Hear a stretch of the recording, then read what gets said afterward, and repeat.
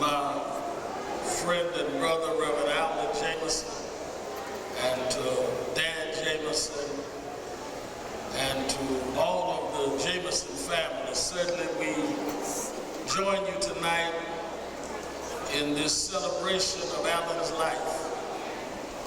We're here because we know that Alan is going to a better place.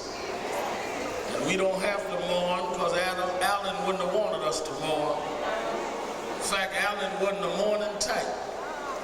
He'd be smiling when the rest of us would be depressed.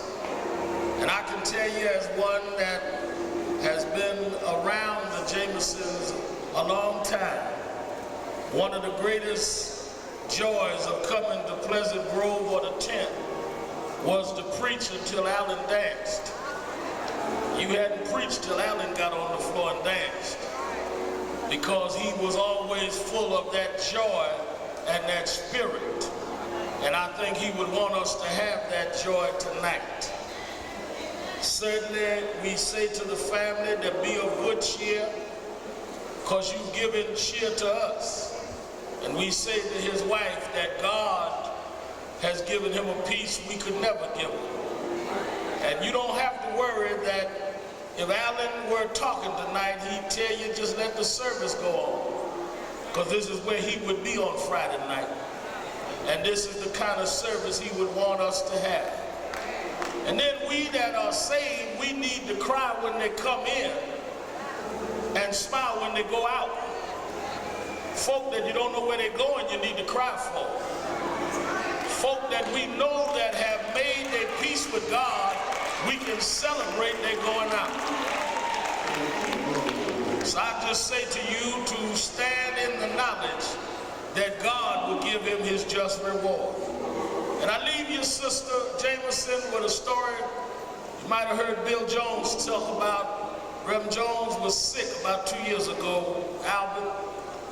He got out of the hospital. We thought he was going to leave us.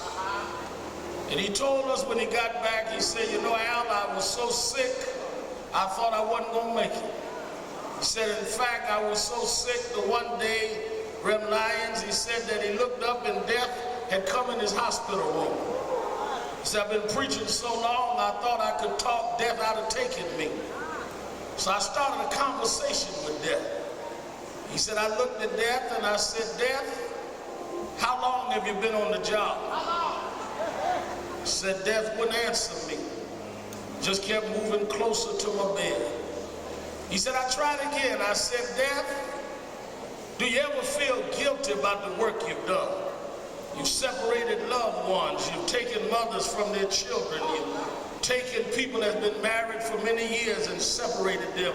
Do you ever feel bad about the work you've done? He said, Death wouldn't answer him, just kept moving closer. He said, finally looked up and Death was at his bedpost. He tried one more time. He said, Death, have you ever made a mistake?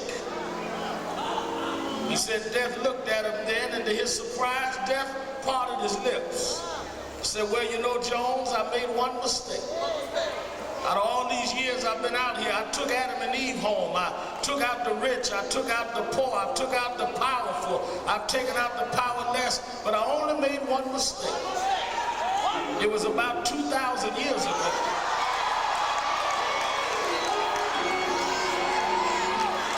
Early one Friday morning, said somebody passed me a note and they sent me up a hill called Calvary. When I climbed up the hill, there was 3 men up there. I reached up and I grabbed the one on the right, and I took him with me.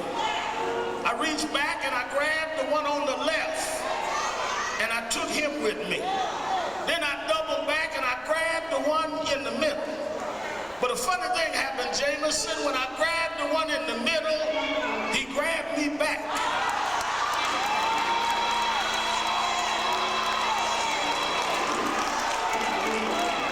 We started wrestling and tussling and fighting, and we fought for 3 long days. And early Sunday morning, I had to let him go. That's the only mistake I ever made. I never did catch that one in the middle of Calvary. I come to tell you tonight, don't worry about nothing, don't fear nobody.